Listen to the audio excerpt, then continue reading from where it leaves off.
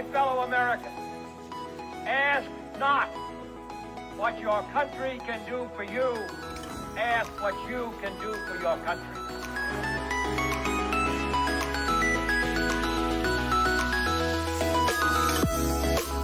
So just as I say we aren't going to let any dogs or water hoses turn us around, we aren't going to let any injunction turn us around.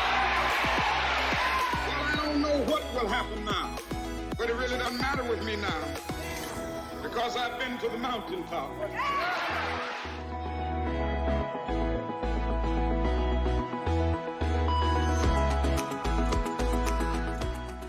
The future doesn't belong to the faint-hearted. It belongs to the brave.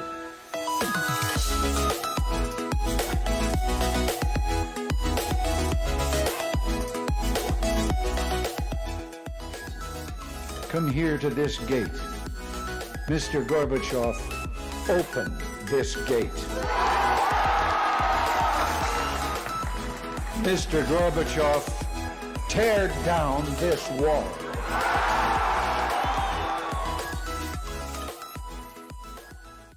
You, the people, have the power to create machines, the power to create happiness. You, the people, have the power to make this life free and beautiful, to make this life a wonderful adventure. Then in the name of democracy, let us use that power. Let us all unite.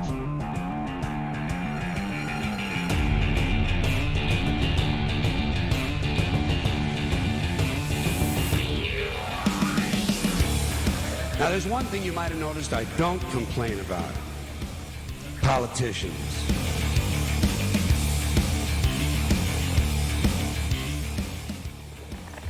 Governments don't live together, people live together. Governments, you don't always get a fair word or a fair fight. Well, I've come here to give you either one, or get either one from you.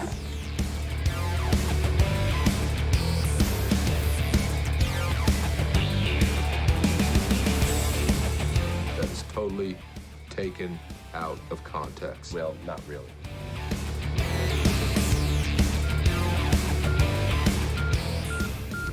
That the only thing we have to fear is fear itself.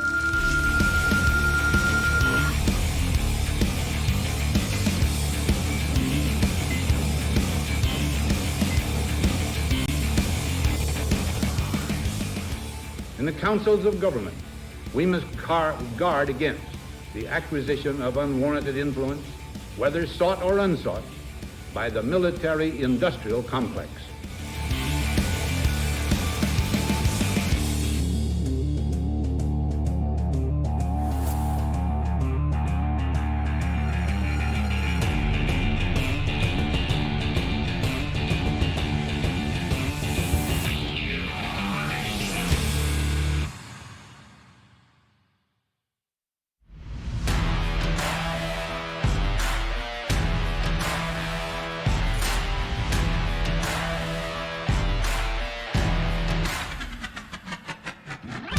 I have a dream that one day this nation will rise up, T-minus 1 minute. live out the true meaning of its creed. People should not be afraid of their governments. Governments should be afraid of their people. T-minus 50 seconds. I am paying for this microphone, Mr.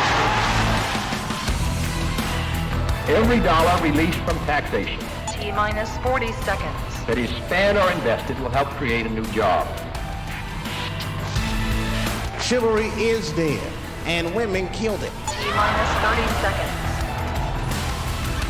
Don't give yourselves to these unnatural men, machine men with machine minds and machine hearts. You are not machines. T-minus 20 seconds. We shall fight on the beaches. We shall fight on the landing ground and in the streets. 10, 9, We shall fight 8, in the hills. 6, We shall never surrender! 3, 2, 1, 0.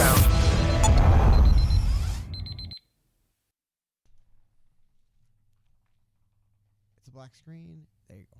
All right, welcome to Problem Solver Politics live stream this beautiful Thursday, the 30th of January. 30 days, half September, April, June, and November. All the rest have 31. All right, so we are almost done.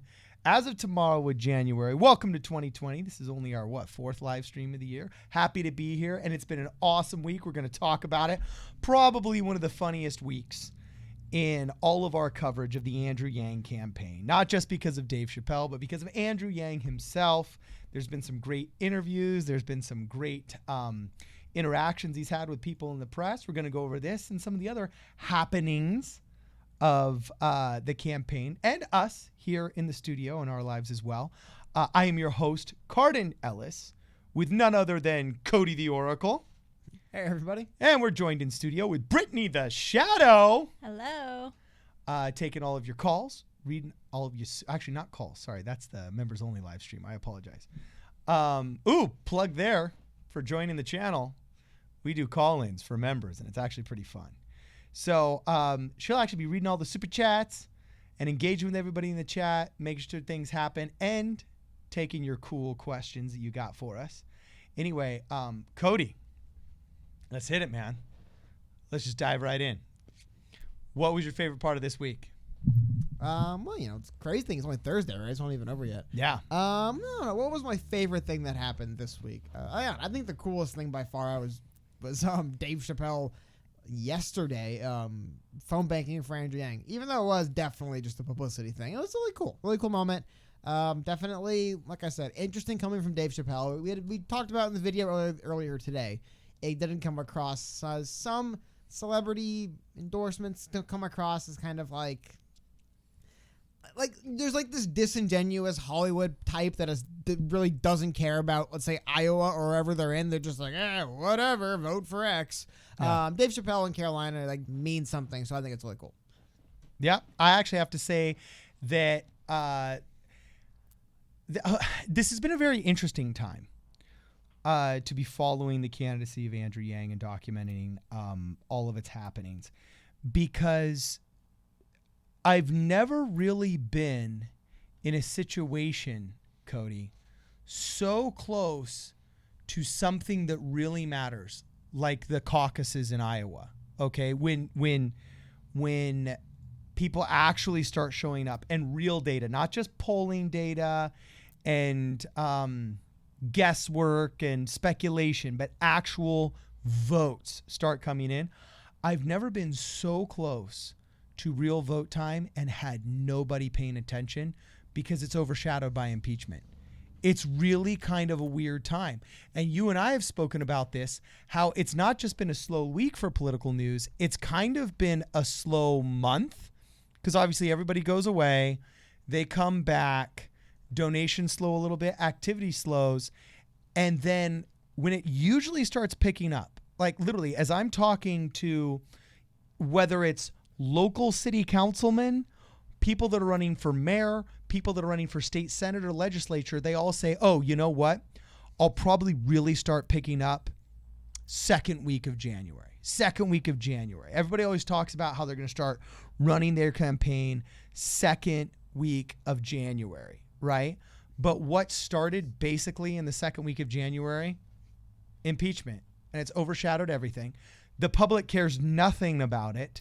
It was literally a brainchild, a big, I don't want to say circle JERK because this is YouTube, but it's basically this big circular firing squad of mainstream media folks. And now even they're getting tired of it, but it sucked up a lot of the air in the room and the attention span that people have for politics.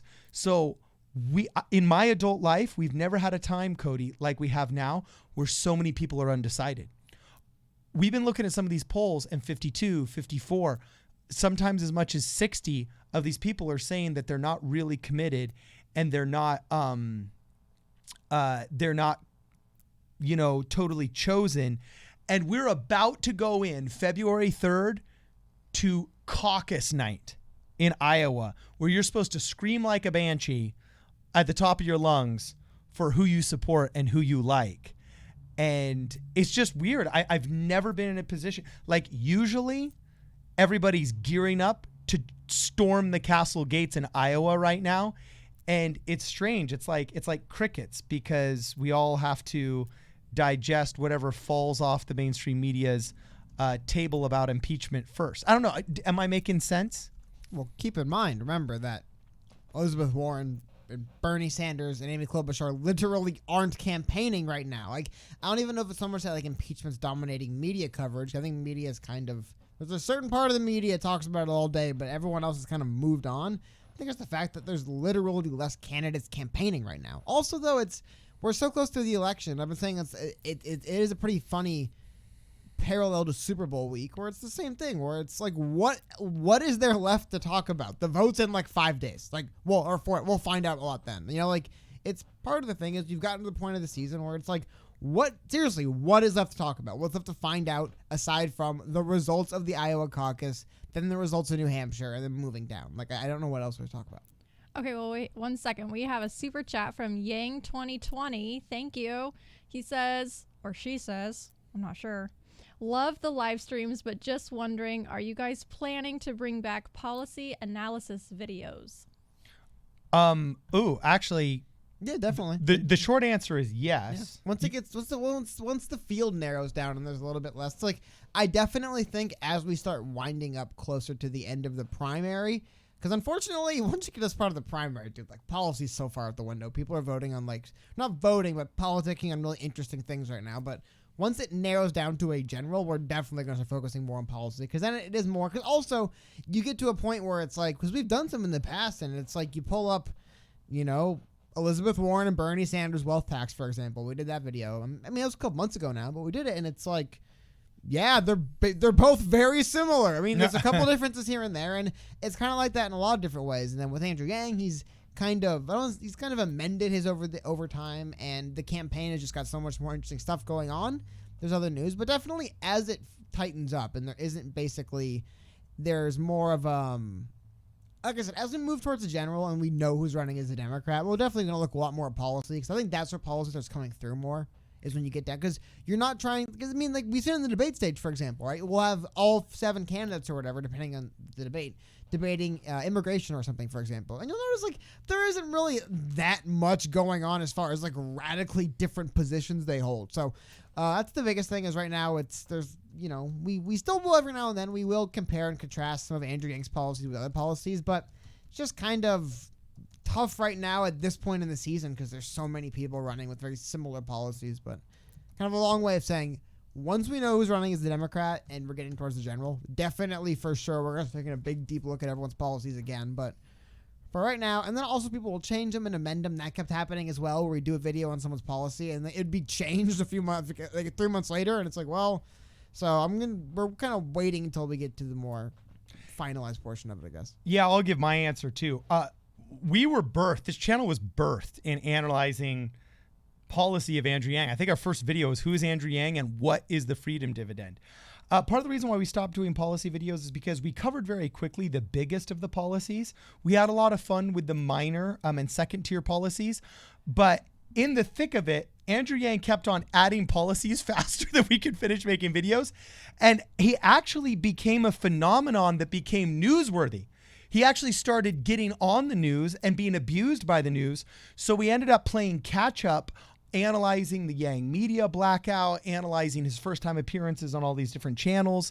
And his actual coverage in the media is what ended up somewhat overshadowing, like his success overshadowed some of those smaller videos. But yeah, we have long talked about the need to redo some of our earlier videos. Because, I mean, we got a whole studio now. I mean, it used to be me standing in front of an old Harbor Freight flag. You know what I'm saying? And Cody with a mixer that I'd taken out of one of my old video editing studios and everything. We were Spartan, man. But I think we definitely need to redo the UBI video. I think we need to do another talk with Scott Santens. I think we need to do another nuclear energy video. I think we need to do another, especially now that new developments have come out about his Medicare for All stance. You know what I'm saying?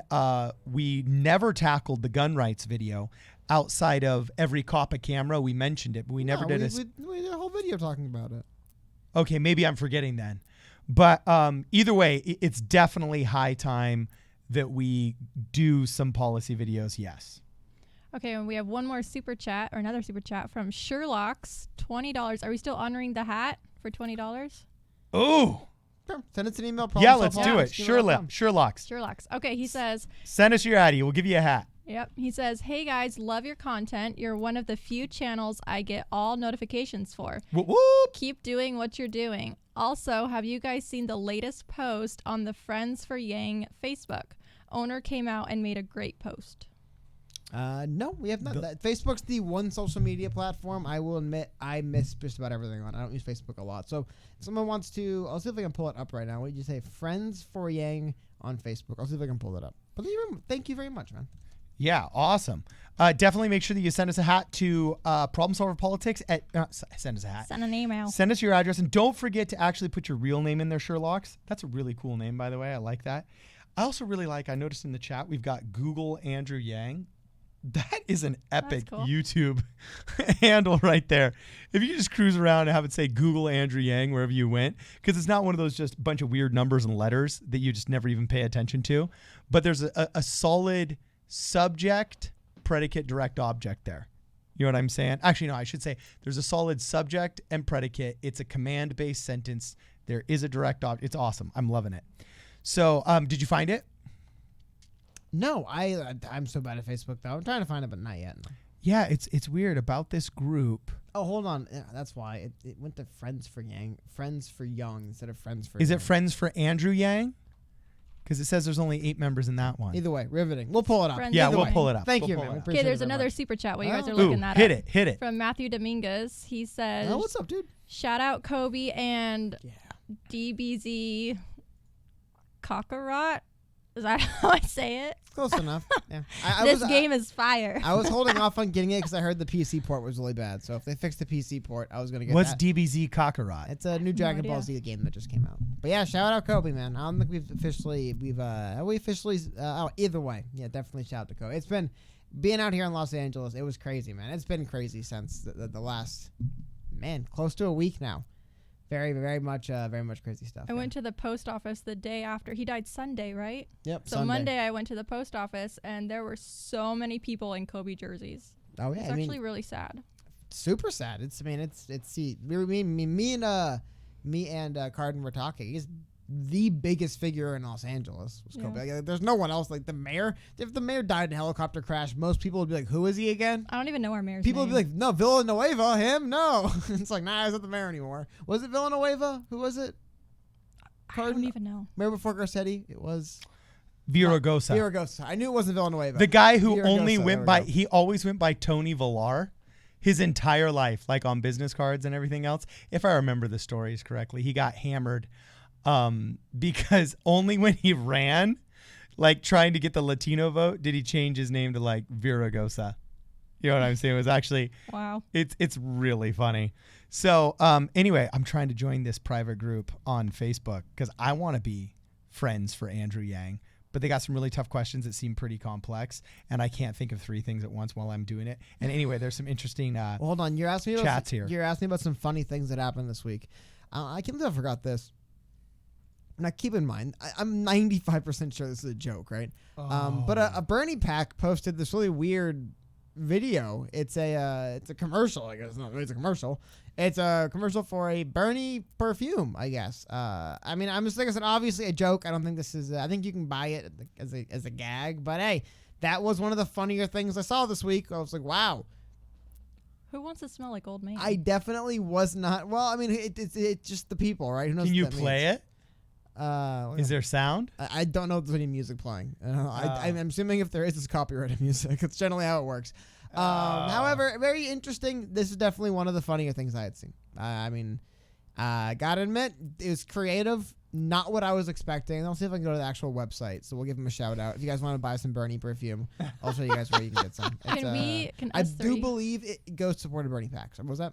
I said, can we 3 recreate this on the beach for Andrew Yang perfume? I kind of clowned on it, so like I don't think we should. Well, here's some. What's interesting is we're getting a lot of requests for TYT rebuttal videos, and Kyle Kalinske saying Andrew Yang should drop out and endorse Bernie video. They want us to make a big rebuttal to that.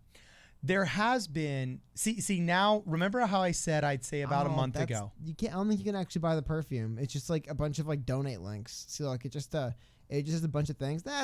Come on. At least make You got to get the merch. or make 20 of them and sell them Yeah. as super limited edition. But yeah, all these different links will just take you to an Act Blue that'll say you want to just give Bernie Sanders money, and it's like, oh, I mean, Bernie Sanders just asks for money all the time. What's the difference? But that's Dang it, the fake perfume was fake. Dang it. They definitely it looks like it was shot professionally, right? Like it's got all the all the stuff. Even the wardrobe. Seems like whoever did the wardrobe looks like pretty professional. So I hope the amount of money they put into this, they get back in donations. That'd be nice. Yeah. If not, I don't. It's probably Bernie a Sanders. giant write-off, and who cares, right? But still, that was definitely one of the funnier things I saw.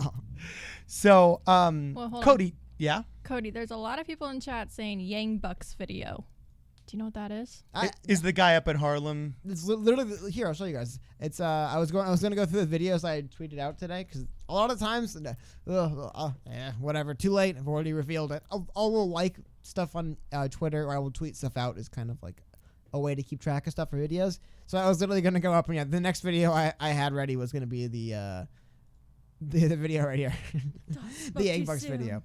We're definitely gonna I'm gonna have the link. I'm posting the link right now for you guys. I don't want to play all of it mainly because I want to make sure you guys go to their channel to watch it. But here we go. I'm gonna put this in the description. This is a super cool video though. Let's see. It's Fatboy SSE and NDO Champ, and they by the way, one of these dudes, you see him on screen, absolutely jacked. That's honestly was the first thing that got my attention. I guess I told you guys with John Delaney. If you're like absolutely, John Delaney's not even like absolutely ripped, but if you're like, like, if you're cut up, it gets attention, man. Yeah, I value physical strength in politics. I guess you could say. You're one of the classic warrior priest. I would have voted. I would have voted Arnold for president, definitely. Anyway, let's watch a little bit of this video. It's really awesome, and let's get it going. Give me one. Yeah, second. he won't copyright strike. I got it. Well, either way, I just want him to go to his channel and watch the video anyway. But I'll play the first like 40 seconds or so. It's really cool. Yeah! Fuck! What do you think gonna be the next president? Every year, baby. $1,000 every month. And we're gonna get that party started right now. Right now. All right? Yank Gab, baby.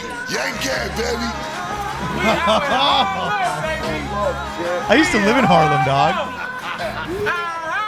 I would have gone out with these cats in a heartbeat. I forgot to give you something.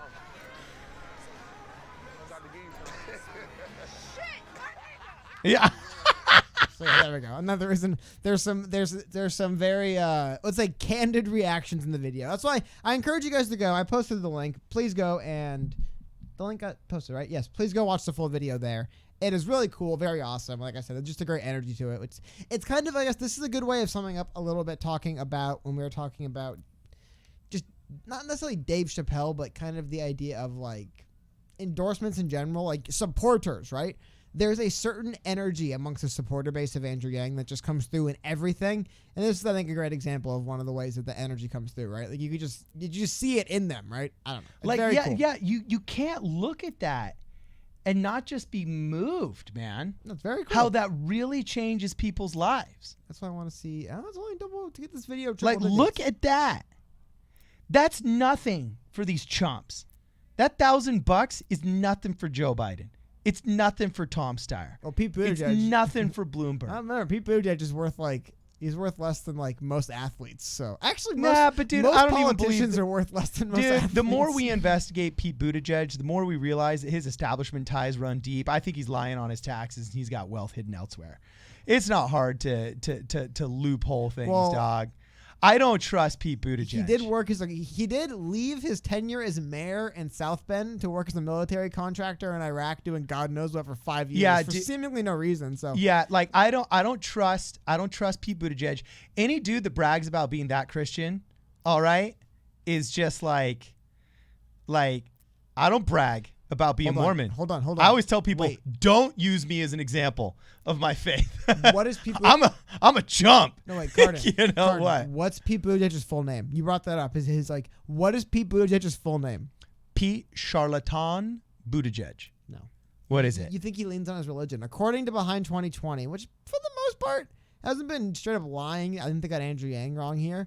According to them, it is Peter Paul Montgomery Buttigieg. You think Peter Paul's parents were Christian? You think they read the Bible? That's funny, man. That's PPM funny. Buttigieg though. It's like yeah. It's So anyway, that $1,000 is nothing to Pete Buttigieg. Okay, and even if it is something, and he is honest about his taxes and his socioeconomic status, it definitely is not as much as it is to those people. You know what I'm saying? So that's moving to me, man. And the fact that Andrew Yang could actually inspire somebody else besides him and his campaign to actually do that, man, it brings tears to my eyes, brother. It really makes me think, gosh, this freedom dividend, really, man. And imagine that feeling once a month for these people. They're already grinding out an existence in New York, man. Dude, I know what it's like to live in Harlem. Dude, I lived up in like 128th Street. New York's so ridiculously expensive. It's kind of like, similar to a lot of big cities. Yeah, dude, to live in New York, man, you are scratching with your fingernails an existence out of a cement jungle, man. It toughens you. I always say my mission made a man out of me, and living in New York made a tougher man out of me. You know what I'm saying? Because it's tough up there. And look at the look on those people's faces when you realize this money is real and holy crap, I just got it, man. Boom. That's a beautiful thing. That is a beautiful thing. More than just on an emotional level. We can talk about it on a policy level, and it's an even more beautiful thing. But on an emotional level, man, the fact that Andrew Yang was able to inspire other people to want to do that, I'm moved, man. I'm totally moved. So anyway, how do you feel about making Kyle Kalinske and the Young Turks rebuttal videos? Because we said at the beginning, I said, guys, we're going through the 3 phases right now. First, they ignore you. Then they mock you. Then they fight you and you win.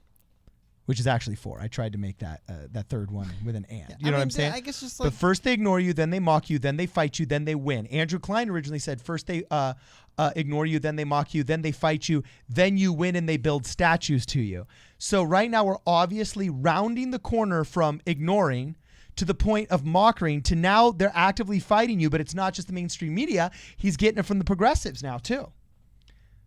You know what I'm saying? They're fighting him. So are you down with rebuttal videos, or you just kind of want to just play it cool on the I don't believe in them because I think, you know what, dude, David Pakman, Young Turks, they're allowed to think whatever they want. They're allowed to make videos about whatever they want. You know what I mean? We'll just make videos just about the different perspectives that we have and throw them out there as well. And then we'll see who is more, what's what I'm looking for? Not who's right. I don't like saying who's right, but I think it's good to have multiple opinions out there. I don't believe in, I hope I'm not fitting what I'm saying, because I don't believe in like doing rebuttal videos or commentary or response videos, people. It's like, whatever, man. Like, maybe if someone, they talk about a particular, but even then, like, if they're talking about a concept and I'm like, wow, it's a really weird perspective they have on it, I'd rather just do our own video on that particular concept. That's which I think we've done in the past. That's just my personal philosophy. I don't like bringing up other random people in discussions where it's like, they did say this, but they're not the only ones. I don't know. Yeah, so K-Boss says, I thought number 4 is then they join you.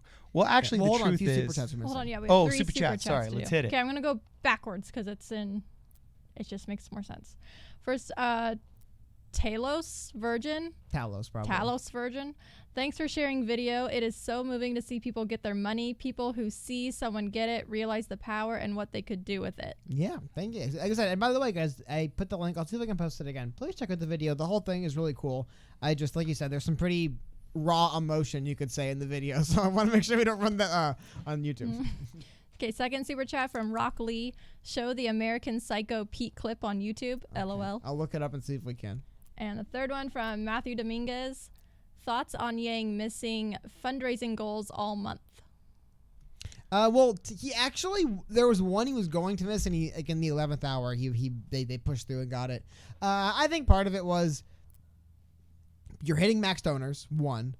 Like getting a lot of people motivated to give you the max donor limits, they're falling by the wayside just in terms of they can't donate anymore, one. 2, taxes and holidays.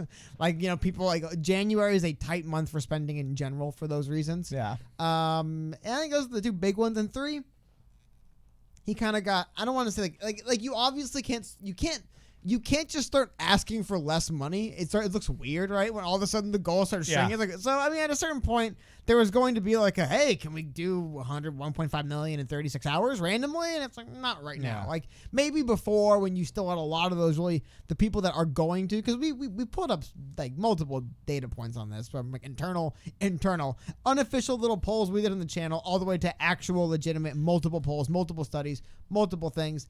there is like the people that donate multiple times a lot of money and the people that donate once or twice, and that's the majority of people who donate. So earlier on, he could do $1 million in a day because those people that were really looking to give $2,600, what is it, $2,800 in a couple months did. So that combined with Cody, holidays, combined with taxes, my response. Speaking of taxes and how I don't trust Pete Buttigieg taxes, all right. Harkins Aquatics makes a claim here. I cannot verify it because I do not know who Harkins Aquatics is. However, this is a bold claim to make that I couldn't see as being too made up. This person, he or she, I'm not sure, says, I was offered $250,000 a year to work as a firefighter for Blackwater in Iraq. The crazy part is it was cash and tax-free. Of course it is. And yeah, you can pay overseas in cash, and it's up to you to declare. But who's going after somebody who lives overseas? The IRS ain't doing that. Is the IRS going to? So you wear it in the fat suit when you come back into the airport. And so, dude, I'm telling you, how many fat suits did Pete Buttigieg use with that smiley face of his, little chipmunk? You know what I'm saying? There's no fat suits. The IRS doesn't say, "Oh, excuse me, Blackwater. We think you're paying your Black Ops military." No, they don't go after Blackwater. It would be the individual up to declare it. You know what I'm saying? If you're paid cash, come on, 90% of the cash goes undeclared because people forget about it, or else they purposely don't declare it or whatever. No, you're right, they forget. Most of us just It's forget. probably not that they forget. It's probably they purposely just don't declare it. I totally forgot someone gave me $1,000 in cash. That never happened. Hey, I always say, so I'm telling you, Pete probably got some of that for those 5 years. Hold on. I pulled up. Let me know I forgot your name. Let me know if this is the clip. It's only 37-second song, so God help us. Hope it's nothing too terrible. But this is Pete Buttigieg is Patrick Bateman. Dude, he looks like one of my Boy Scouts. Take on Donald Trump and specifically. Hold on. This is the wrong version of it. Give me 1 second. Here we go. How would you take on Donald Trump and specifically, how do you beat him? Some kind of structural reform that makes the court less political. We have to provide food and shelter for the homeless. Okay, everything from making sure everybody has health care to increasing the minimum wage. Also promoting equal rights for women. We have got to end apartheid for one, and slow down the nuclear arms race. Delivering portable benefits. And oppose racial discrimination. We can and must stop terrorism and world hunger. South Bend Mayor Pete Buttigieg. That's pretty good. Okay, I didn't see it. I hope that's what you're talking about. That is pretty good. At first, I didn't quite see it when I was reading it. I'm like, Bateman, Buttigieg, I get. But with seeing it, yes, that is. Well, I was talking with Cardin. I forgot who said this. I saw somebody say. I thought it was funny. They said, well, Donald Trump is somebody who's like no filter. He'll say anything. It's like Pete Buttigieg is just only filter. It's like you get nothing out of this guy. And yeah, just he's one of those people. It's like I'm surprised he isn't a lawyer. Is he a lawyer? Where it's like, or a PR person, where they finished talking and it was just like, wait a minute, did they even say anything? Like they kept going on. They wouldn't end, but like they didn't say anything there. So that is really funny. I was a little bit nervous. I was like, oh, American Psycho. Dude, so dog. Buttigieg, but that is really funny. I like that video. I hope it's the one. I hope I got the right one. So these rebuttal videos, man, we going to do it just to straighten the record? I don't want to start no e-drama, but I don't think there's a case for Yang dropping out and supporting Bernie.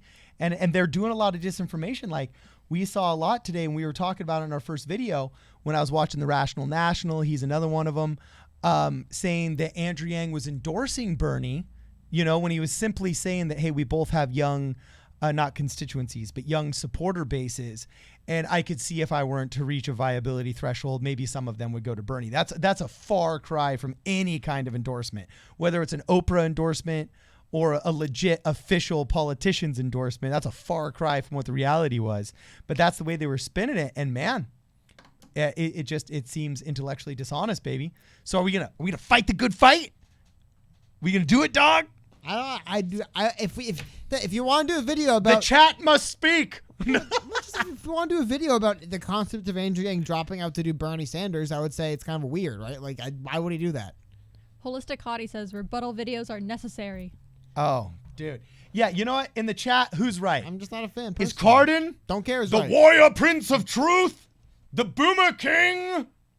Going to do battle with Kyle Kalinske, the Young Turks, the Rational Nationals, and the Bernie brothers who refuse to back down. I'll tell you what. He who has not said something stupid on YouTube can cast the first rebuttal video. I mean, it's like, I don't get it. If what they're talking about, there's misinformation about a subject, we could just do a video on the subject and put non-misinformation out there. I don't know why I have to. Look, I'm not trying to.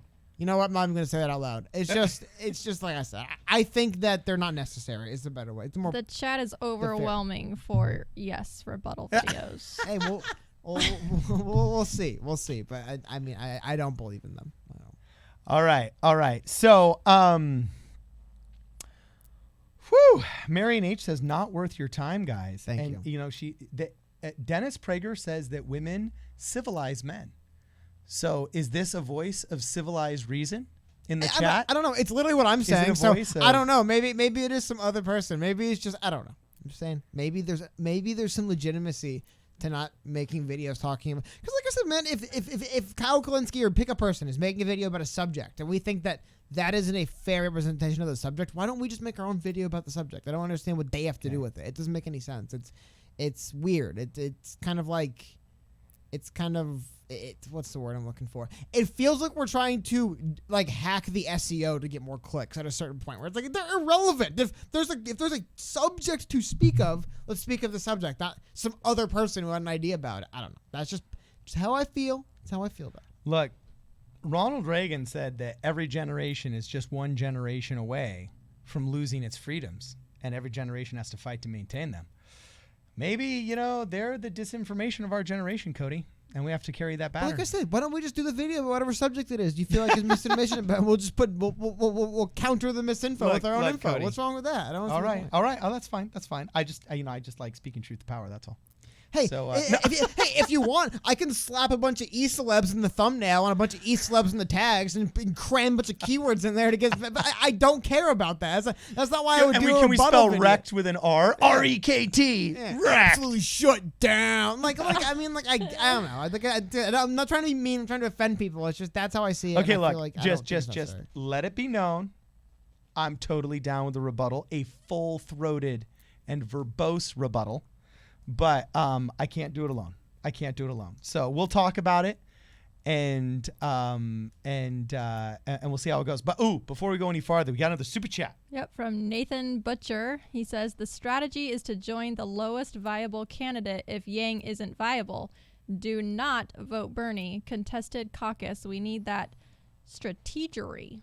Yeah, actually, Nathan Butcher brings up a really good point, because for those of you that haven't been following every single one of our videos, I'm just going to do a brief 30-second summary of how these caucuses go. You show up, and depending upon the amount of people in the room, not the people in your precinct, your neighborhood, your municipality, or your county, but the people in the room, okay, you divide up into your little groups called caucuses, okay, and you caucus for Yang, you caucus for Bernie, you caucus for Klobuchar. And you basically have a moment where they close the doors and they count the number of people in the room. And let's say there's 100 people in the room, okay?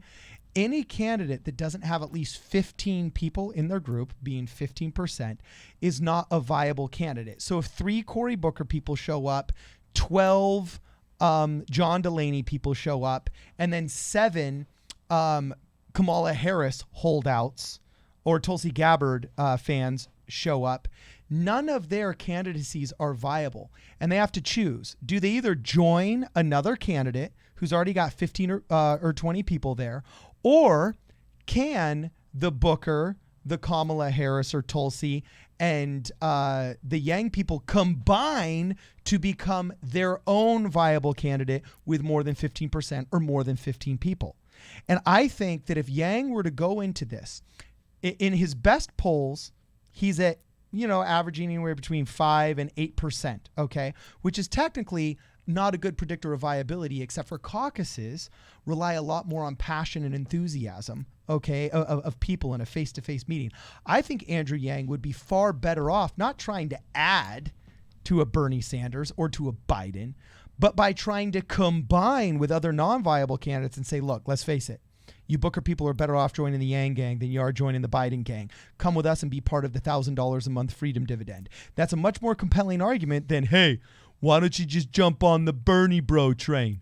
Or, hey, yo, Biden's going to win this. Come with us, man. He's the cool guy. Everybody's doing it. You know what I'm saying? Those aren't compelling arguments. But joining the Yang gang, when you see all those these are youthful... also fictional arguments. I have no idea who that Biden supporter was from no, somewhere. It reminds me of this awful commercial right now that keeps going on with Chris Evans. And he's supposed to be speaking in a Boston accent, and he just sounds Australian. I don't know. That's the Biden crowd, I guess. Yeah, so the point Australian is, Boston Chris Evans. I think Andrew Yang's arguments are so broad and so convincing that he could create a coalition of other non-viables that would compete very quickly with the likes of Joe Biden and Bernie Sanders. I could see them going the collection of the small route, just like Southwest Airlines did in the late 90s, that made them the only profitable airline, was because they did a lot of little flights. Instead of these big, glamorous, expensive New York to Los Angeles flights, they sold much more affordable small flights. And they said, sure, we'll take you from New York to Los Angeles, but you got to stop in Dallas halfway. Oh, but you got to stop in Chicago O'Hare International Airport halfway. And people were like, fine, if it saves me $300, I'll do it.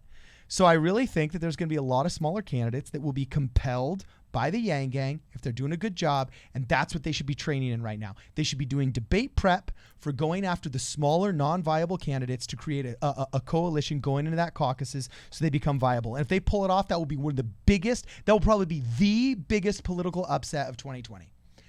If he straight up pulls off caucus viability, that will be the biggest upset of 2020 right there, baby. Okay, hold on. We have another super chat. Okay. From Nate Johnson. He said, I can't tell if Cardin is trolling or not. Yeah, me and you both, man. Me and you What both. do you mean? How is that? It's not even close to trolling. That's dropping truth. It's from a while ago. That wasn't a response Oh. to the last thing you had said. That was maybe a few minutes ago. Oh, okay. It was the last 5 points you made ago. Oh. Okay, cool. Anyway, I wanted to address a couple things. Someone said this a while ago, and I just want to make sure I brought this up. Somebody said, yeah, what did Pete Buttigieg do when he was in the military 5 years? Good question, man. I never got an answer. Never got a straight answer on what Pete Buttigieg did 5 years over in Iraq. So if any of you guys know, please let me know. I'd love to know. And then one other person said one more thing I want to address. Well, hold on a second, Cody, before you address that thing. If these firefighters for Blackwater are getting offered $250,000, what are these management positions he's bragging that he had in Iraq for like 5 years? $500K? $1 million a year of cash that he doesn't have to declare? I'm telling you, this brother's sitting on money that the government doesn't know about. I don't trust Pete Buttigieg. I definitely think there's you know what? Is Pete wrote a book yet? Is there the Pete Buttigieg book yet? Are we going to get like a what happened Pete Buttigieg in like 2020 or something? Because I would love to know a lot more about history of Pete. From what I understand, he's got a very unique history. It almost seems like all of Pete Buttigieg's adult life history happened in like a 4-year window. It's like, and then all this stuff happened. Moving on. Anyways, people. So yes, I'm not gonna say Pete Buttigieg is a that's what I mean. Hey, everyone says, oh, he didn't do anything. He didn't do anything. I was like, why was he there? He didn't do anything for no reason. The mayor just went to Iraq for no reason to not do anything. I don't know. He was meditating with a local Pashto priest. Yeah, he That's what he was doing. He was moving boxes. He was like, oh, sorry, I have to do my mayoral duty to have this guy who speaks 6 languages move boxes in Iraq. I don't know. Was drone? No, I mean maybe Pete was picking the drone targets. Perhaps I don't think he was pressing the buttons. They generally keep that separated, so you actually don't know what you're drone striking. It's just the thing, you know. Yeah, well, look at this. It's really cool. It's really great the way that we use these. Hey, you know what? That's something though bipartisan. Bush did it. Obama did it. Trump's doing it. Doesn't matter who wins. Maybe Yang wouldn't, but I don't know. There's that part of the military, that part of the government who just loves the drone strike. They will never. I feel like it doesn't matter who gets. If Tulsi got elected, there'd be a part of the government just doing drone strikes. I think the CIA could just do them. If they say, hey, we have operations going on. Like the CIA could just do a drone strike in a country we're not even at war with. The only thing the CIA needs to do to pull off an effective and legal strike is they have to join with a governmental organization that also has jurisdiction in the area. So if like the Army agrees to sign the paper, fine. If it's the FBI that agrees to sign the paper, fine. But they just to become a joint task force, they just need one dude who's an agent that sits in back and it's kind of like, yeah, okay, yeah. So yeah, everything was above book here. Yeah, I'll sign the paper. You know what I'm saying? That's all it takes. So anyway, I'm getting an interesting question here, and then we got another super chat. QOP13 says, I heard Pete only did paperwork. Yeah, do you ever notice, have you ever seen the movie Eastern Promises? You ever see Viggo Mortensen's character where he was so intense that he stayed in a Siberian prison, learned Russian, came out of that Siberian prison, and ended up infiltrating the Russian brutal mafia and became one of their hitmen until finally he ran the mafia, and then he finally cleaned house in the mafia. Awesome movie. Okay, totally awesome movie. But what did Viggo Mortensen's character say every single time a cop got into his car? You know what I'm saying? He's like, I'm just driver. I just drive. You know what I'm saying? Yeah, he's the biggest hitman for the Russian mafia. But on the papers, he just says, oh, I just drive. So I'll tell you right now, Pete Buttigieg, whatever he was doing, yeah, I'm sure he tells all his friends and family, oh, it was a tough, really hot in Afghanistan. I just did paperwork. Well, he's collecting, non-tax cash overseas. I'm sure. Hit the super chat. Okay, from Nathan Butcher. His book is called, quote, The War on Regular People, Andrew Yang's Ideas Written in My Words. There we go. I forgot that Pete Buttigieg started that nonprofit as well. I forgot that was a good one. Because, yeah, I mean, dude, it is the Pete Buttigieg kind of feels like, oh, crap, this Yang guy's doing pretty well. Darn it. So thank you, man. I appreciate that. That's pretty funny. So, K-Boss, what's the movie called? Eastern Promises. Well, and one thing, I said someone in chat, I've never forgiven MSNBC, and I remain critical of Andrew Yang for not holding out on his boycott of the network, because I think they're incompetent. But anyway, that's my MSNBC commentary. Oh, that's funny. That's funny, dude. So, anyway, E.T. Fury made a really interesting comment here. If Yang supporters are Yang Gang, is PSP supporters, I think he meant to say are PSP supporters, the Solver Squad. Ooh, that's a good one. The Solver Squad. There's the Tulsi Troopers, the Yang Gang, and the Solver Squad. I'm down. I'm taking this to the bank, You Cody. know what? Hold on. I don't want our followers called the SS. Sorry. We'll have to come up with something. Yeah, good point. Then we'll just say the Problem Solver Squad, the PSS. S squared. It'd be just I like the idea, but maybe perhaps something else, right? S squared. Hey, I'm digging that. The Solver Squad. That's pretty awesome. Anyway, Logician32 is saying that they tweeted you a Howard Stern clip. That might be worth going into. And JT says, Cardin, can you go to Iowa caucus and become a precinct captain? ? Mormon style. Oh, I don't know what Mormon style means other than when Mormons do it, it just ends up better.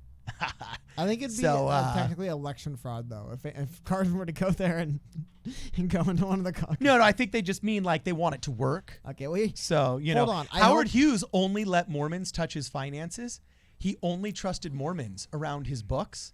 So what's really funny is all of his when he died, there was actually this conspirator who claimed that he had a will that was forged from Howard Hughes in Utah, and it ended up being this whole crazy cool scandal.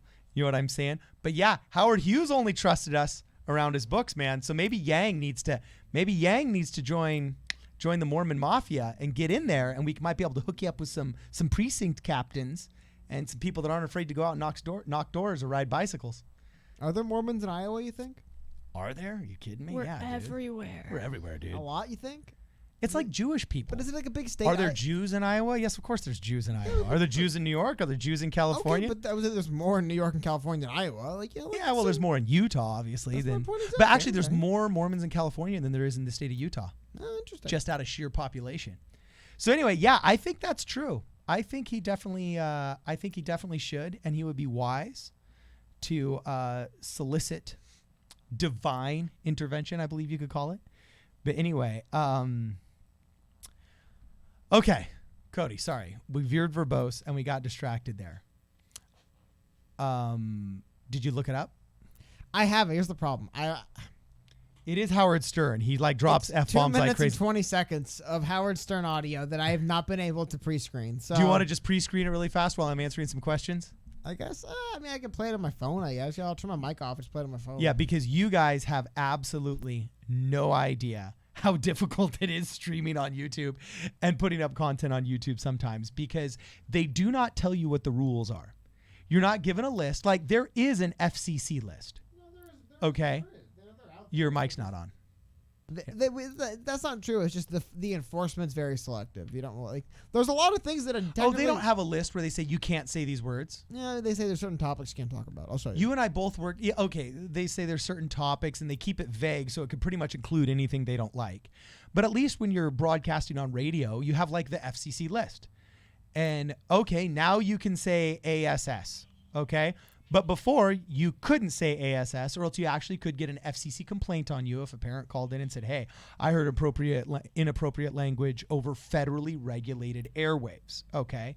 It's a reason why you can call in and complain about Jimmy Kimmel or not Jon Stewart because he's on cable, which is Comedy Central.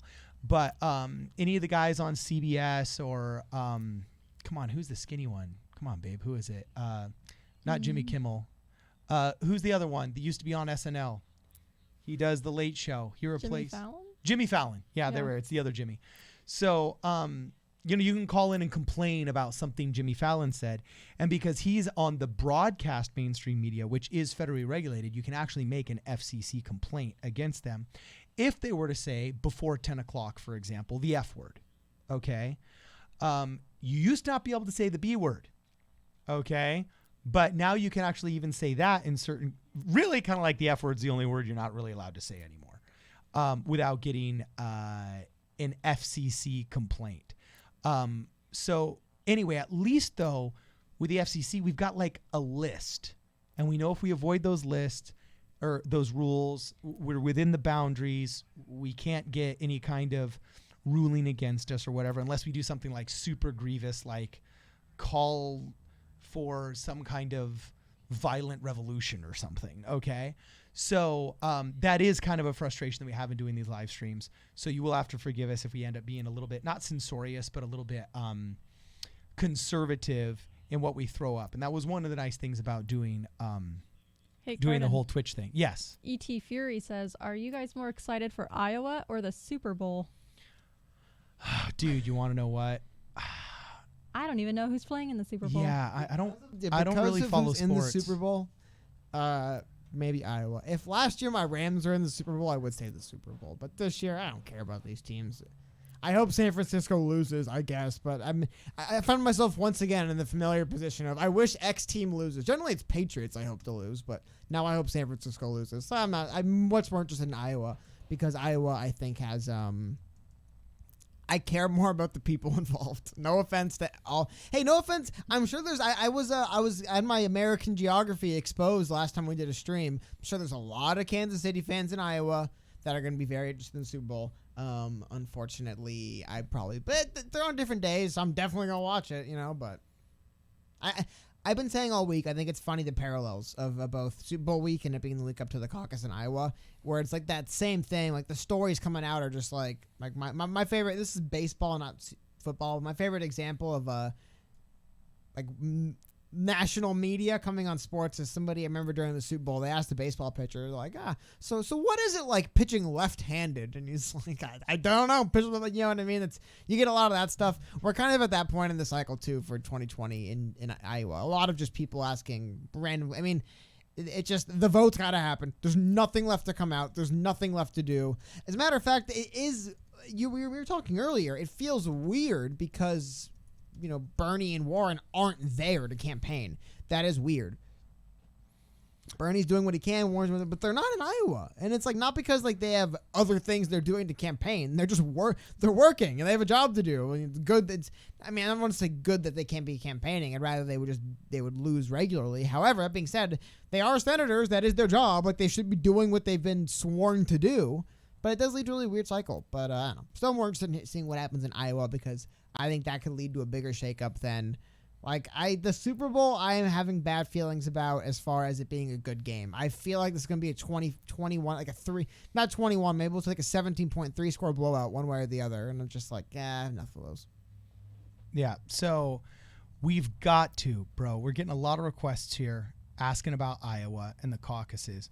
We got to do a video of canvassing for Yang, Mormon style, before the caucuses start. Well, you got a couple days. Oh, man. We got to get on it. Let's see if we can pull it off on Saturday.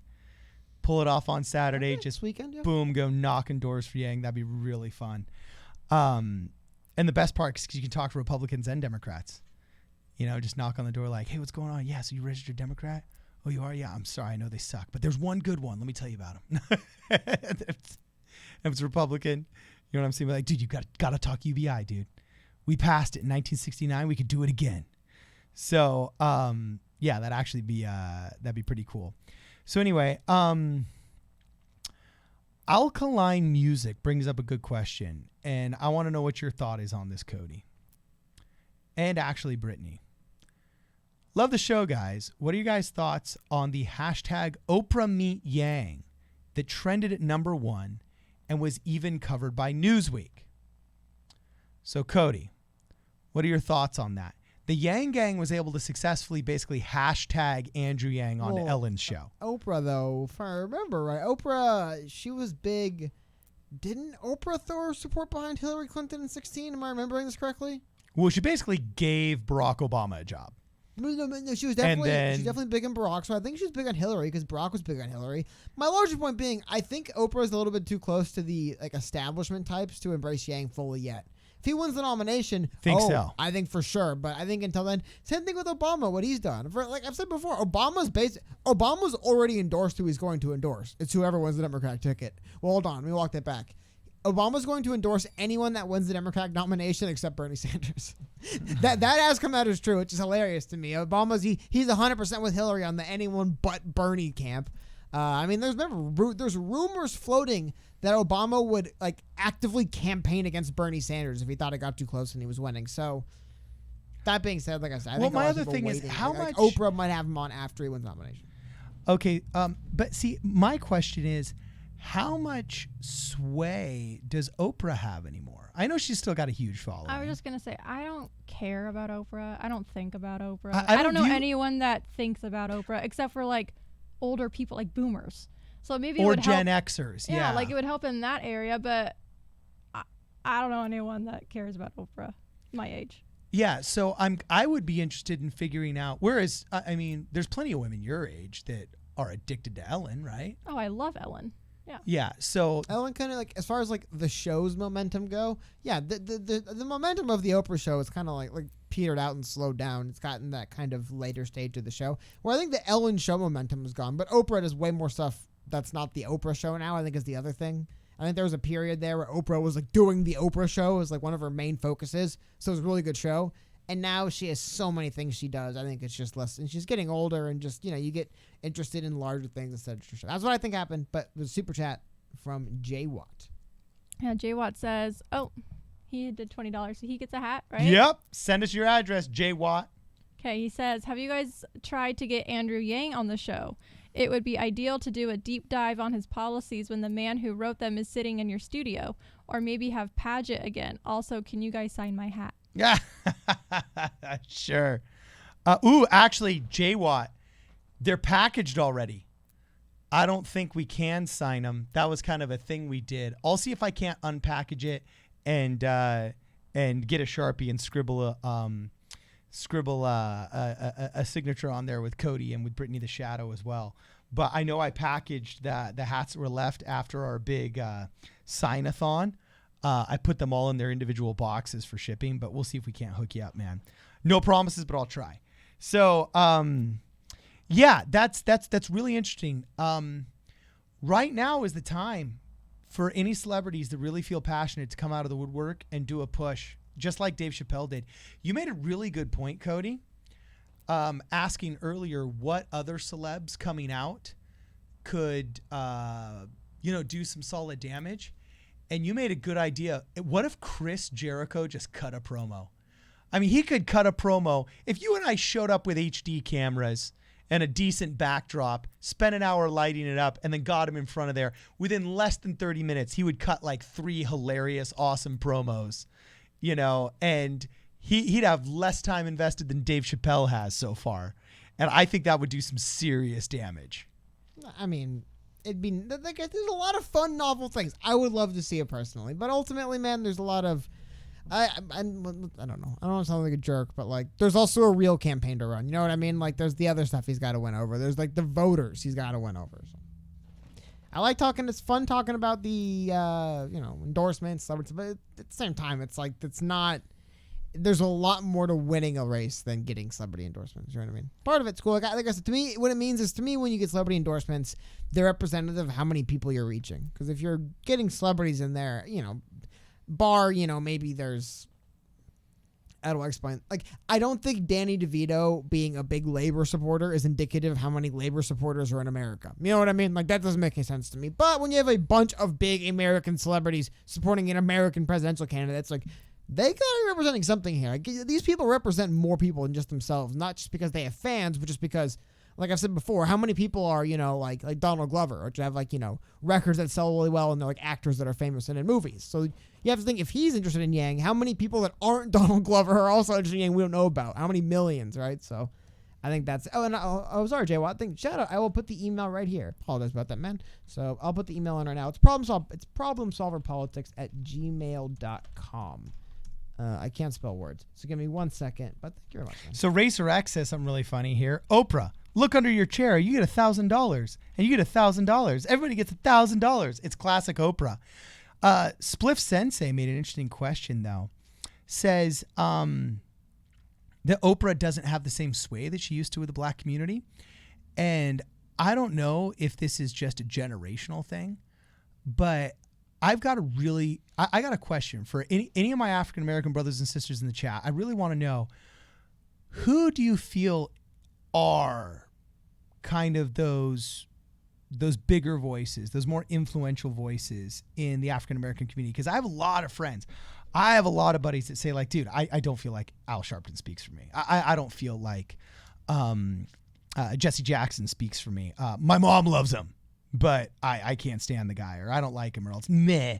There's definitely a disconnect between some of these big names that still show up on the mainstream media as supposed spokespeople for the black community. But we know millennials are the largest voting bloc, okay?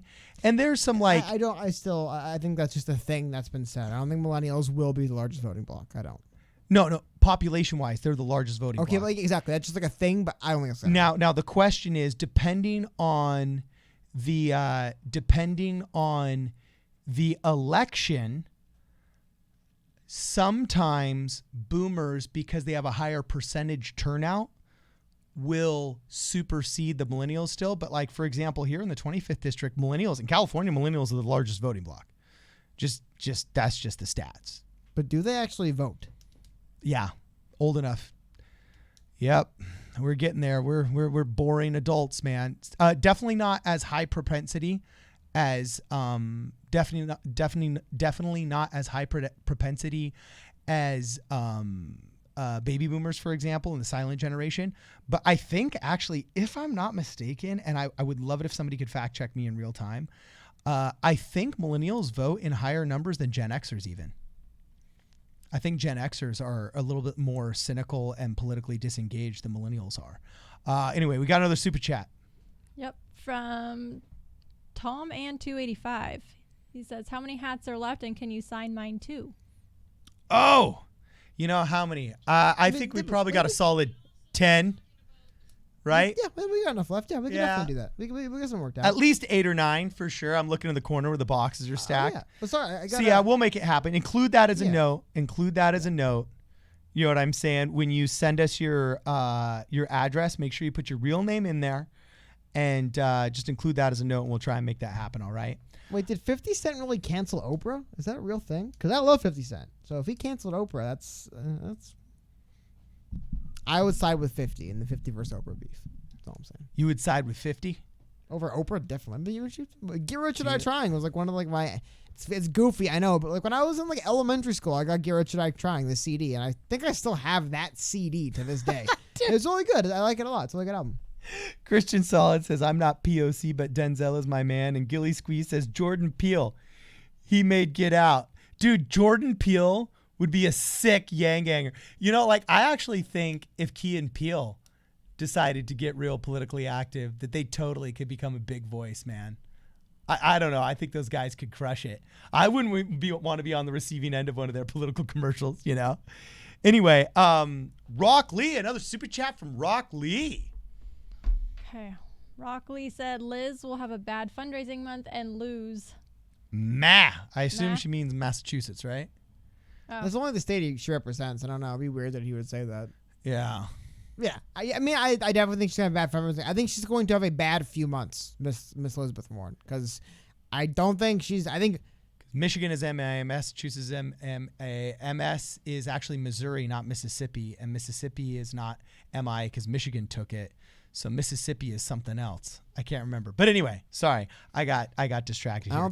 I don't know if Elizabeth Warren's worried about losing Mississippi. Yeah. She might be very concerned about losing Mississippi. What about Michigan? Michigan. I don't know. I just think It's a swing state. it's going to be a bad few months in general for Warren because I think the Bernie fight was a dumb idea. I don't think she should have done it. I don't know why she did. I don't know why she said, "Oh, Bernie is a sexist liar." It's just because people aren't going to believe Elizabeth Warren. 1, 2, having Hillary come out to back her up made it worse. And it's one of those things. It's like how Tulsi got a bump in the polls and Hillary came after her. People don't like Hillary. They don't like these weird lying corporate-y types. And that's what Warren's. So I think Warren's going to have a bit of a fall here. I do. Okay. PB says Hannibal Buress. Isn't that the guy on the Hannibal Buress, Andre Eric Andre show? Yeah. Eric Andre show. There we go. Yeah, that guy's funny, man.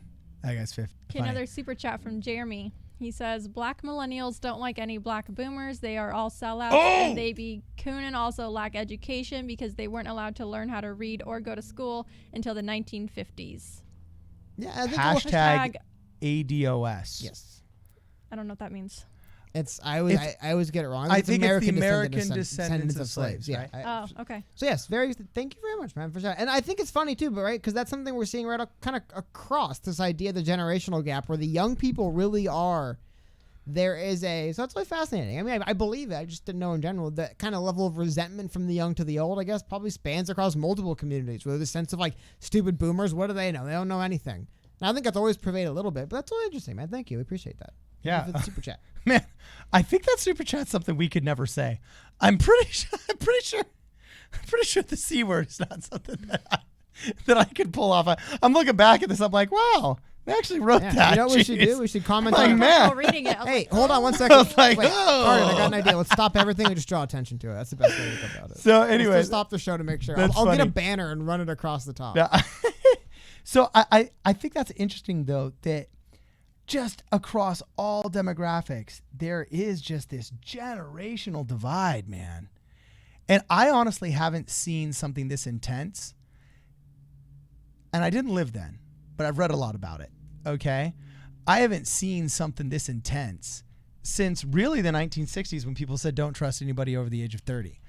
And I think that was a very destructive social attitude to adopt. I actually disagree with it, even though I get really, really frustrated with boomers myself. I don't know. I think I don't think class warfare is good. I don't think gender warfare is good. And there's always been headbutting between fathers and sons and so on and so forth, and the old with the new. But it seems a lot worse now.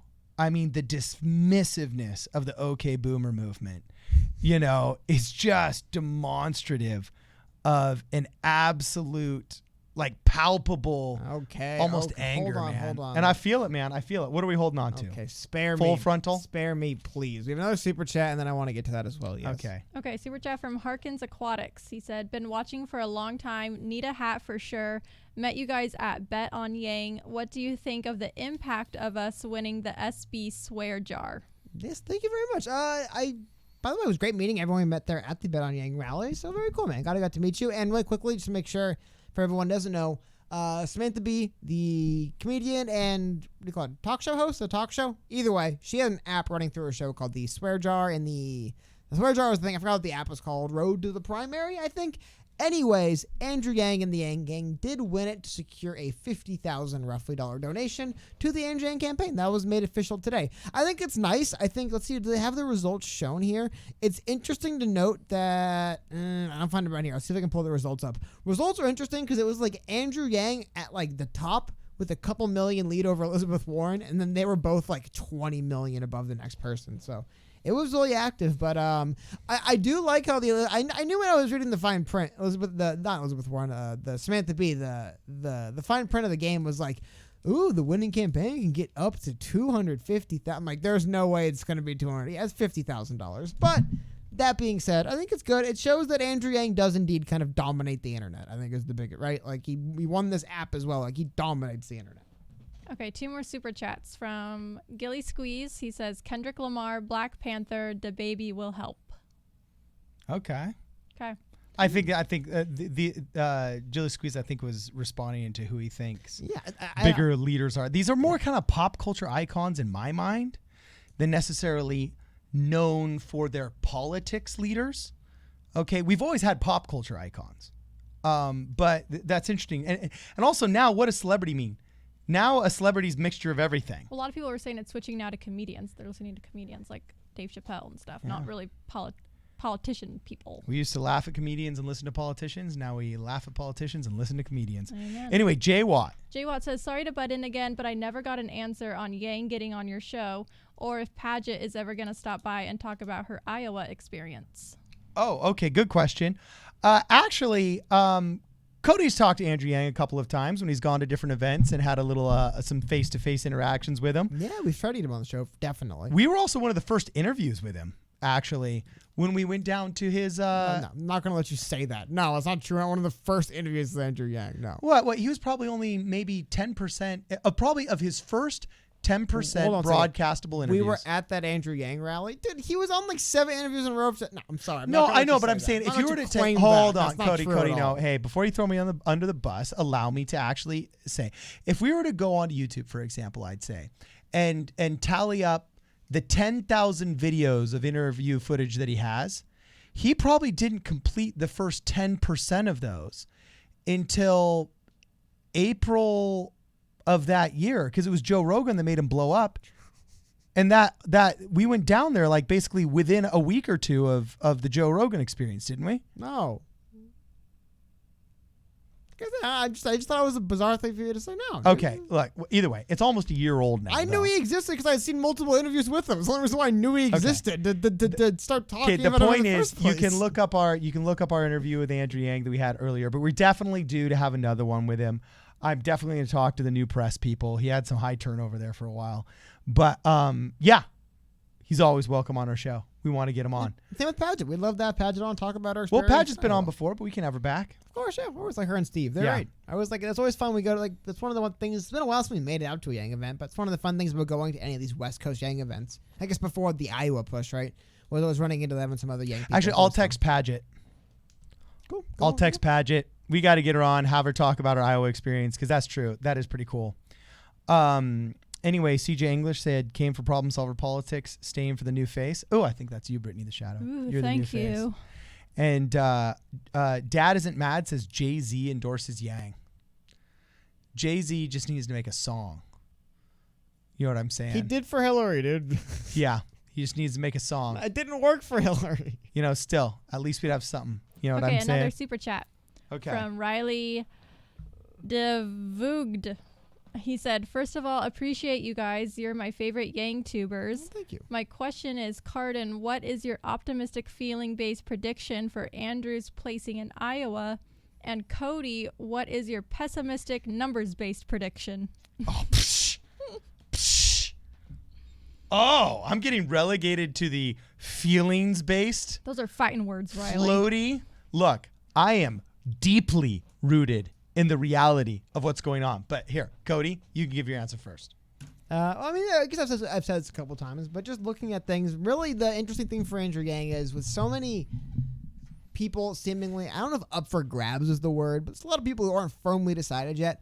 I think Andrew Yang, not even best case scenario, what's realistically expected is probably perform, maybe comes out 3rd or 4th overall in Iowa, but secures a few key delegates. I mean, securing a couple delegates, which is just really performing well in a couple counties in the local, caucuses, is really going to go a long way, I think, for Andrew Yang as far as establishing the viability for not so much for voters, but for people that the people part of the political machine that make this thing go. If they have their eye on Andrew Yang, I mean, I don't have any insiders telling me this, but I have to imagine there's people that got their eye on Andrew Yang who are looking like, let's see, if he comes out of Iowa with like 3 or 4 delegates, they might say, we might have somebody. This might be a candidate we can do something with. Because keep in mind, I don't have the graph pulled up. In 2016, Bernie Sanders lost Iowa, but he got maybe 3/5, or not 50/5, like 2/5 of the delegates. Like he didn't come out of there with nothing. And I think less than that, but still multiple delegates for Yang is what the numbers bear. Because while he's not polling a very high necessarily in any general polls, I think there's enough people that are undecided, enough people that have multiple candidates in mind. And as Carden's pointed out with the way the caucus system works, I think he'll win a few of those delegates. And I think, like I said, that will go a long way just in the sense of how he's viewed by the political class as a viable candidate, I believe. All right. Got some more super chats, I think, right? Yep. Did you want to say or did you feel the same? My feelings-based thing is if there ever were hope for peeling away of delegates, it would be now when Andrew Yang's peaking, now when the headlines are in his favor, now when he's beaten back a lot of the ignorance and a lot of the bad energies from MSNBC and the Yang media blackout. He seems to be peaking at a really good time when peaking matters, when enthusiasm matters. And so much of politics is momentum and energy and getting it at the right moment, okay? And right now, Elizabeth Warren already had her moment, okay? You look at her graph, it already went up and it peaked. Buttigieg, 2 months earlier, went up and it peaked, okay? Even to a certain extent, not Bernie Sanders, he's the only other one growing, but look at Kamala, she went up and then plummeted, okay? Everybody seems to have kind of had their peak, their moment in the sun. Well, you want to have your moment in the sun right before the Iowa caucuses when the establishment of that momentum, especially if the Iowa caucuses is a big part of your strategy, you want to have that happening in the week leading up to the Iowa caucuses so your enthusiasm level is higher, especially in a system where enthusiasm matters. So it's a long shot, but he's always been a long shot. And he's been hitting all of his long shots. So that's my feelings-based approach to the Iowa caucuses is I think this is the shortest of his long shots that he's had. Anyway. Awesome. Okay, a couple more super chats. First one from Yang 2020. He says, I support Carson. He meant Cardin. Okay. And then he said, Cody, be nice to him. Yeah! I'm always nice. PSP got me hooked on Yang before Joe Rogan. LOL. Oh! Thank you, Yang it. 2020. Thank you, my man. Coming through for me. Or my woe man. You know what I'm saying? I don't know, but you're way cool, Yang 2020. You get a hat for that. Send us your address. I'm going to send you a hat. Speaking of that, Sage Uber super chatted and said, could you guys put a link to your email in the chat? And we did. It's below problemsolvepolitics@gmail.com. I apologize, man. I normally try to, whenever we get a super chat, put it in to do it. And then I guess no super chat. I'll just get it really quickly. Jay Watts says, anyone approach you guys to sponsor a video? We had one person, I think, or two, but nothing like legitimate or serious enough where it was like we were going to do it. Like, I don't really see what we would. Or they want crazy stuff. Well, that's what I mean. It's like, real, like if there was like a legitimate company, we thought, I mean, but I don't know, like what is it? Like NordVPN? Like what is it? What is the other one? Like no, it was the Patriot Food Supply. No, but I mean, like as far as like the other ones out, like we're not going to do a Raid Shadow Legends read during one of these videos. So that's the other thing about kind of the sponsorships. It's like, well, like, hey, if Honey came, I guess I'd be down for Honey, but I don't know. I still kind of feel like Honey's just data harvesting thing, so I don't know. Or we could just like... Hey, but hold on. Raid Shadow Legends, if you're going to pay us $8,000 of the crazy number they pay people, I'm sure any of you guys watching YouTube know the Raid Shadow Legends I'm talking about. Though it's a big business, but no, nothing big like that's approached us. Like I said, I think one of those, which, hey, with the coronavirus, I'm like, dang, I wish we would have taken them up at least for like a free sample of the emergency food. So if we could quarantine for 9 months or something, we got our bucket of food. But yeah, thank you, man. Yeah, so yeah, I'm still laughing at that feelings-based thing. You know what I'm saying? I got some interesting questions here. And actually I was actually laughing about the very first time once we passed 10,000 subs when we started actually getting those questions. But JT asked Cardin didn't give us a place where Andrew Yang will land, third, fourth. In the Iowa caucuses, it's really interesting. It has a tendency to depress the front runner because whoever the front runner is oftentimes isn't absorbing as many of the smaller candidacies as some maybe like the second or the thirds are. If you look at the history of caucuses, oftentimes people that might be 30, 40, 50% in the polls, regular polls, might only be, in the low 30s in the caucuses. So I would say Biden's obviously going to have a strong following, and there's a lot of chatter saying that he's doing some backdoor deals with a lot of the other campaigns. You read the Political article about him supposedly having talked to Tulsi Gabbard's campaign and Amy Klobuchar's campaign and so on and so forth. So I doubt he's been in Washington for 40 years without being good at backdoor deals. So there might be something there that comes out as a surprise that we didn't see expected. You have to remember these candidates are always thinking what's in it for them.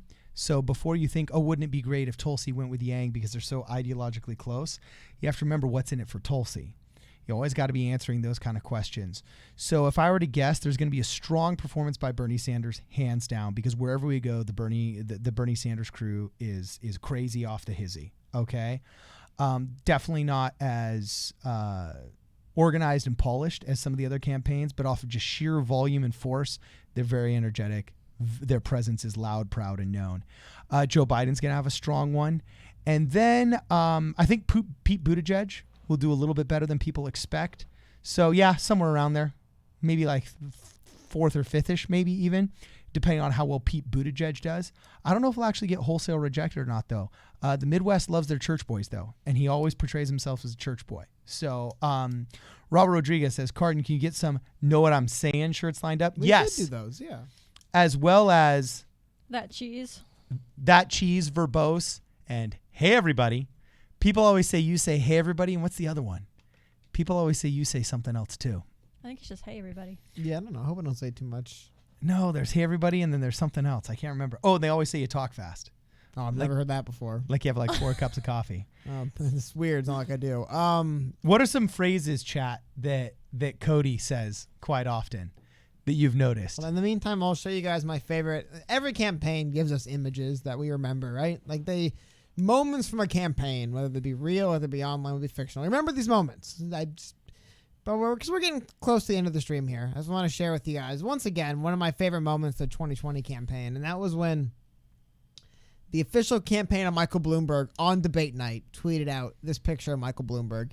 And I just want to make sure a week doesn't go by where we aren't reminded of this moment when the Michael Bloomberg campaign, because I've seen some weird videos. He had the weird dog commercial. If you want, we'll watch the dog commercial. But this is just one of the most bizarre things any campaign's ever released to their candidate ever. And I just want to take a minute here with you guys, all a couple hundred of you guys, while we're here hanging out, to just kind of remember that the Michael Bloomberg campaign, this image is going to exist for eternity because of people Michael Bloomberg pays money. So.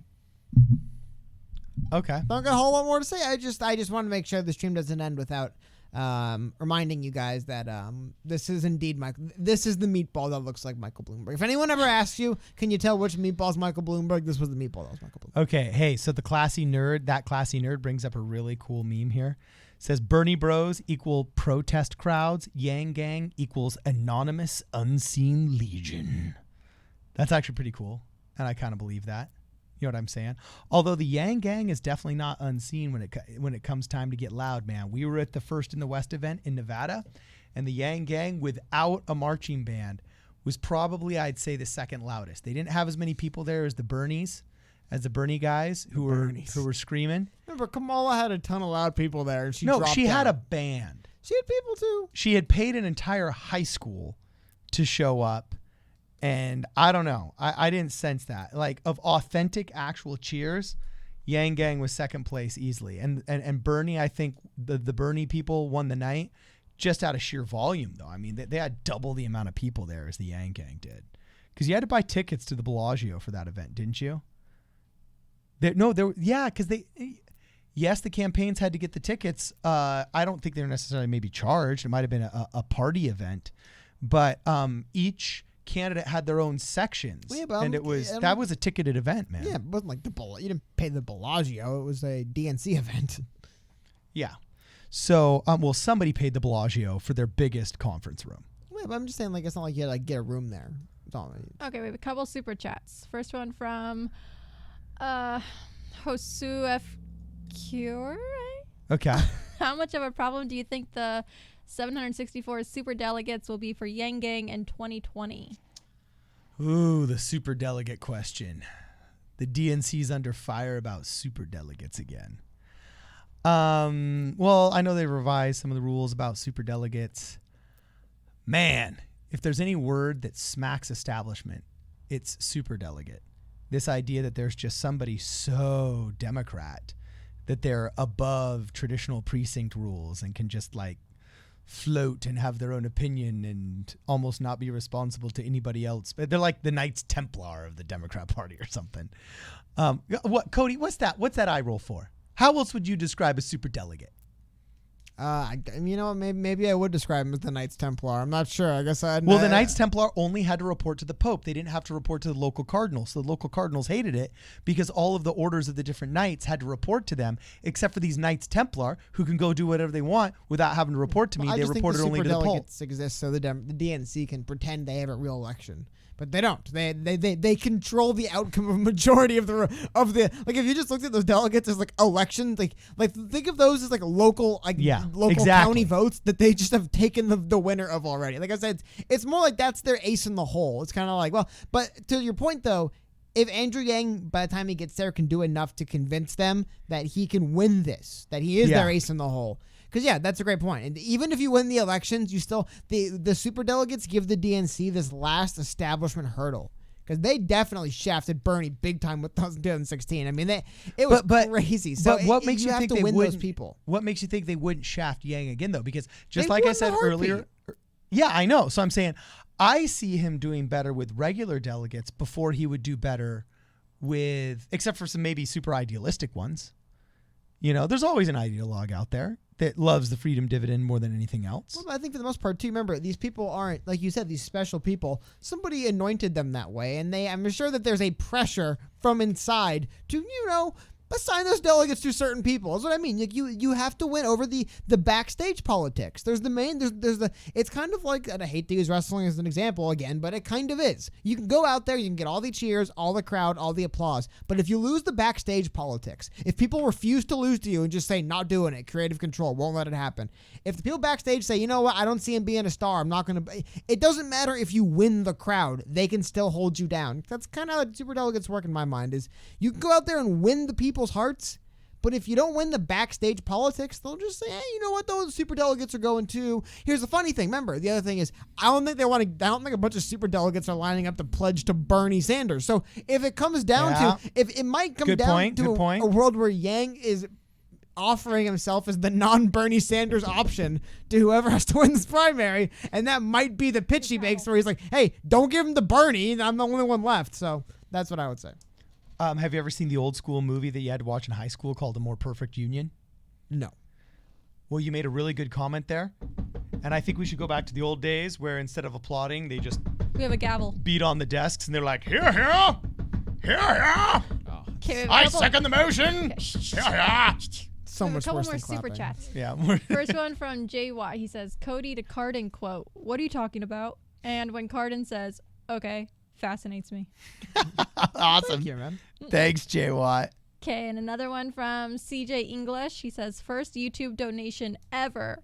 Booyakasha. Booyakasha. You never watched, that's Ollie G, right? Booyakasha? I think it's Ollie G. Oh, I thought that was a misspelled boom shakalaka. That's what I was going to say, and then he didn't. Did I just totally boomer CJ English here? I don't even know if boomer's the word. I don't know what to call you people. Well, It's dude, that's Mormons. NBA Jam. That's like Booyakasha? boom shakalaka. That was like the original gangster arcade basketball game, dog. Yeah, I'm pretty sure that's Ollie G, and it was like a global phenomenon in the early 2000s was Ollie G. No more known now as Sacha Baron Cohen. That was the comedian behind it. Dude, the best part of Ali G when he was like, so what's wrong with like the youth in Asia? You know, is the youth in Africa worse off, or the youth in Asia? No, it's youth in Asia. How do you have a impersonation of this guy lined up, but you don't know his like catchphrase? I'm getting this right, but I didn't know Booyakasha. Oh, dude. The Youth in Asia interview where he got a bunch of social scientists with PhDs to do like this NPR interview. Did you see what he did recently for Showtime? Where he pretended to be like the Israeli Special Forces guy, and he was like having people. That's what he does, yeah. Dude, that was epic. That was right up there with like some of the really good Chappelle Show episodes that I saw in terms of, I think, just creativity of making people go nuts. Some of the other Ali G stuff I wasn't as big a fan of, but that one was just legendary in my mind. Also, it was very specific to. Even when I watch, it's one of those things where I try to watch it and like I get it, it's funny, but I did not grow up in England in the late 90s and early 2000s. So there's a lot of jokes where I'm like, that was definitely particular to people who like live in that part of the world at that period of time. But I guess anecdotally, I've heard that Borat actually is a very popular film in the what is it, the Caucasus region, where like Uzbekistan and stuff, where it takes place. Because I guess how many films are actually talking about that part of the world? So I guess very interesting. In Kazakhstan, you mean? Yeah, but like that general region, there's multiple nations there. I forgot which one he's from in the movie, but that whole area, just not very many films talk about them and their kind of politics in a humorous way. Yeah. So anyway, we got one more minute until we're done. If you got any more super chats you want to get out of your system, any more questions you want to get out of your system, any more hats you want to make sure you get, hit us up in the next 60 seconds and we'll do our best to accommodate said questions, said super chats, said hat requests. Until then, I'm going to make sure that I remind everybody to follow us on Twitter at PSP Radio 1, because oftentimes things that can't be talked about on YouTube, all right, we'll tweet about, we'll make comments about, and we'll like, and we'll send out there on Twitter. That's on PSP. You follow us on PSP Radio 1. Okay. Also, if you have something you want to send us, make sure you tag us at PSP Radio 1 so we can see it on Twitter. If you want to follow us on Instagram, oftentimes we'll post really cool studio shots and so on and so forth. On Instagram, we're at Problem Solver Politics. And make sure you hang out with us on the streams Monday and Thursday nights, which is tonight, obviously, but also on Monday nights. And join our YouTube channel for members only streams, which are actually pretty cool. We're going to start pounding a lot of those out in February. Actually, I shouldn't say a lot of those. We do them periodically. But those are going to be our call-in chats, which are actually pretty exciting and pretty cool. And then let me see. Here's a super chat from Jay Watt. Paget texts you back yet? LOL. Awesome. Not yet, because I haven't sent it. As soon as we end this live stream, I will definitely do that. So anyway, Cody, you got anything else you want to say before we jam? Really quickly, I did not see Victor Oladipo last night because honestly, I haven't watched a basketball game since Kobe, and I probably won't watch one until the Lakers play again. So I did not see what happened. Is that how you grieve, Cody? Well, I don't know. It's just not really. I don't really want to watch any of the games until the Lakers play again. All I want to see is how LeBron rallies the troops, man. Like this could be the legend-making moment for LeBron James, where he takes over a grieving city and a grieving team and leads them to a championship. I mean, remember, it'd be the first main big championship for a Los Angeles sports team. No offense to NHL, I'm not counting the Kings. Since the Lakers, Kobe Bryant's Lakers, won in 2010. I mean, we've had heartbreaks multiple years with the Dodgers, who were probably cheated out of one of those years, by the way. I'm not going to get into it. Recently with the Rams, there was a big heartbreak. The Clippers and the Lakers were bad. Probably should have won, but they're the Clippers and kept blowing it. So there's a lot of storylines going on, but yeah, like I said, it's somebody who's.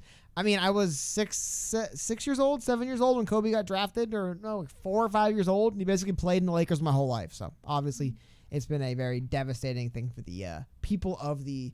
I was gonna say the great city of Los Angeles. I like it because I live here for the most part, but the people of Los Angeles has been quite a blow. All right, so we got 2 more super chats. We'll burn through these real fast. Okay, Roberto Rodriguez says, how do you both feel about involving your children in politics and the process, since I didn't have any intro into it as a kid? Well, hey, look, if Greta Thunberg's parents can just, use and abuse her to push their agenda, why can't we? You know what I'm saying? Why can't we? I think everybody should have their kids out there expressing their disdain for the other side. You know what I'm saying? At the ripe old age of 11. I think once they hit double digits, they should just, be used and abused as political figures in all of our adult arguments. Actually, I think it's very important to get your kids involved in civics, not necessarily politics, until they're a little bit older and able to even understand what the formulation of their opinions mean. But I think civic engagement is very, very important and can only be taught by example.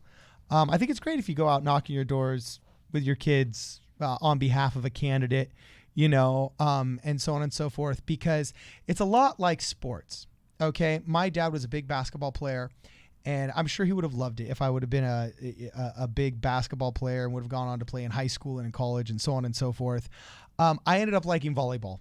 And that's the route I went. Unfortunately, there's not a big volleyball professional circuit. You know what I'm saying? So my professional athlete dreams, because of the sport I decided to play, didn't really go very far. I'm sure I could have gone much, much further in the more glamorous American sports, such as baseball or basketball or football or whatever, okay? But that's not one of the sports I chose. However, my father always, every day, said that I had to dribble for 5 minutes down to the basketball court, shoot 100 free throws, and come back at a very, very young age, when he was the coach of 43 different sports teams I had. And under his tutelage, I learned at a very young age, through the sport of basketball, that if you want to get good at something, you have to practice every single day. Now, I didn't end up going on a very lengthy basketball career, but his lesson to me that if you want to get good at something, you have to practice every day and maybe do something unglamorous, such as dribble the basketball down to the basketball court and shoot 100 free throws and come back, okay? That lesson stayed with me for the rest of my life. And whether it's getting through the sweat equity of problem solver politics, or whether it's transferring those lessons to volleyball, or transferring those lessons to my business, or transferring those lessons to my marriage, to any success in any endeavor I have in my faith organization, my community, whatever, that last lesson was of deep importance and taught to me as a child. So I think it's important that parents do get their kids involved. Don't brainwash them. You know what I'm saying? But show them that, hey, like if you believe in a cause, you believe in a charity, you believe in a candidate, you believe in a movement, you got to go out there, and you might have to canvass and knock doors. Not very glamorous, but you might have to do it. But if you do it enough and you stick with it and you persevere, you can make a difference, and you'll see the fruits of those differences. And that's part of the American dream right there. So yeah, I think it is important to teach your children at a young age. So Roberto Rodriguez, even if you didn't get an introduction into politics from your parents at a young age, it's never too late to start. Hey, just DM us, bro. I'll tell you how it's all done, brother. When I don't have kids, but when I do have kids, I'm gonna make them wear this hat to picture day every day, as long as they're living under my roof. That's how I'm gonna. That's how I'm gonna raise my kids. And Stephen Lynn, Yang 2020. He says, "Go 49ers." Whoop, Boo. Boop, boop. Boo. Oh, we got hold on. We got one big one. We have one more big super chat left. Oh, one more big one. Who is it? I don't see it. I'll read this one. I wish I could say all of it. From Matthew Dominguez, $2. He says, "F the Trastros. I am right there with you, man. You have no idea how angry I've been the last. It seems like I've been in a bad mood the last couple of weeks. Part of it's why is this stupid Astros nonsense.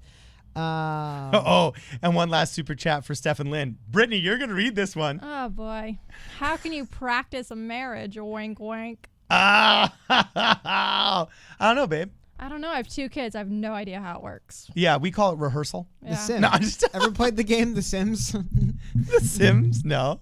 There you go. That's how you practice. Oh, that's funny, man. That's funny. So anyway, thank you very much, everybody, for your super chats. Thank everybody for your comments. Thank you for your participation. Thank you for your views. Thank you for your clicks, your likes, your subscribes. Thank you all for everything you do for us. We love providing you guys content. It has been an absolute blast hanging out with you both in the chat and in person. We have a chance to see you guys at these events.